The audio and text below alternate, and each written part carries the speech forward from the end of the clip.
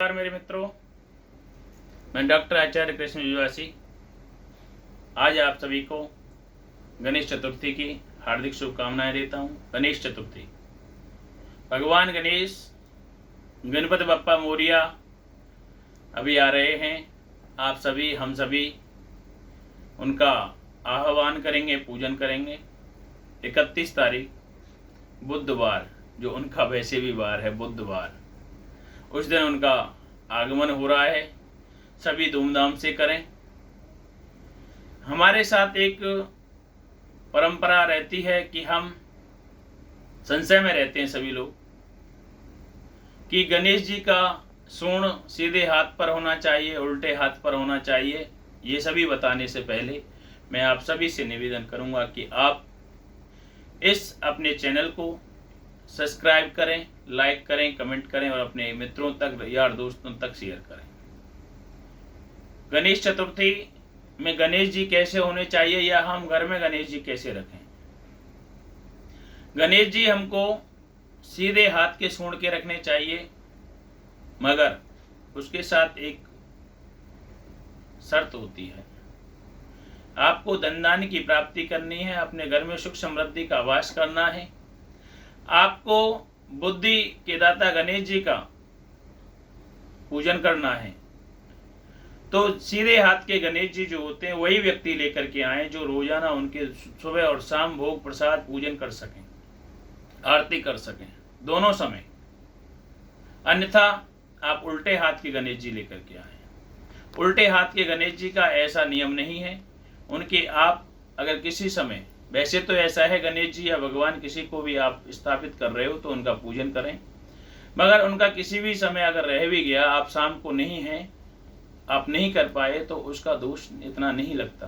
पर सीधे हाथ के गणेश जी को यदि आप रखते हैं तो उनका आपको विधिवत सुबह और शाम भोग प्रसाद पूजन करना होता है, आरती पूजा करनी होती है। उसके साथ में आप सभी ये कहते हैं कि उनका हमको विसर्जन करना चाहिए।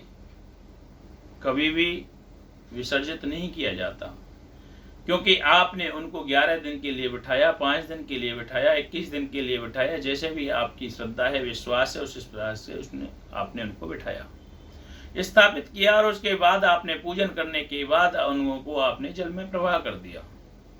ऐसा नहीं है, उसके पीछे बहुत बड़ी कथा है कि गणपति बप्पा अपने भाई के यहाँ गए थे और उनको वहाँ तक, समुद्र तक वो छोड़ने आए थे उनके भाई, तो इसलिए उनको विसर्जित किया जाता है। पर हम उस रूढ़िवादिता को मान रहे हैं। किसी भी चीज को स्थापित करने के बाद जल प्रवाह इस प्रकार से नहीं किया जाता। चलो वो चीज अलग है कि आप क्या कर रहे हैं, आप उसमें सुधार करें। यदि कोई गलती है तो उसका सुधार करना हमारा बनता है।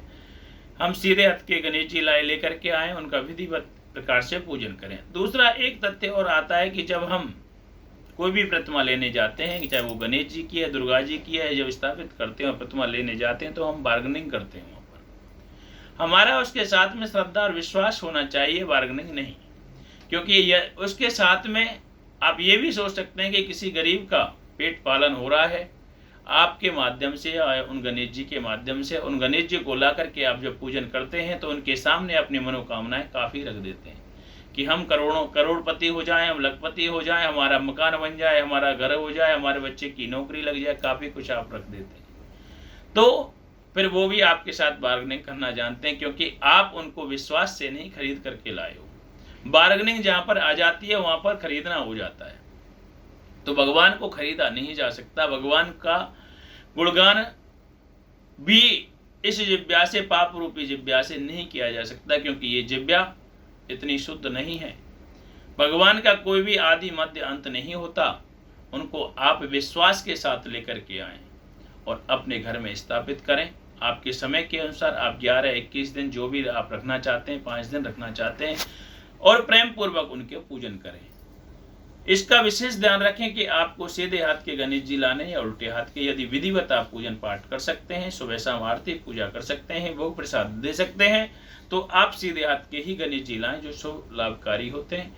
और यदि आपको ऐसा है कि आप विधिवत पूजा नहीं कर सकते तो आप उल्टे हाथ के गणेश जी लाएं। ये मेरा खुद का भी मानना है, क्योंकि मैंने इसका संक्षिप्त लाभ लिया है और मैंने उनका पूजन पाठ किया है।